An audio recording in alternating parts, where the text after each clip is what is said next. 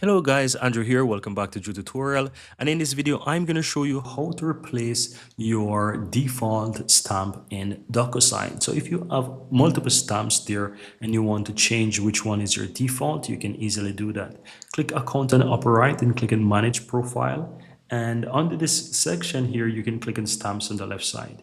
Go ahead and find the stamp. As you can see that this is showing the one that is currently the default, and I can switch the default. So for the second stamp, I can click the drop down next to action, then click and edit, and here it's going to allow me to set default stamp. So click here, click and save, and it's going to switch my default stamp. And as you can see, the default stamp now moves above and it has a name. You can also change the name of the stamp as well. If you don't like the current name, you can always go back, click and edit. Of course, you can change the name. So I'm going to just say Drew, for example. Click and save as well.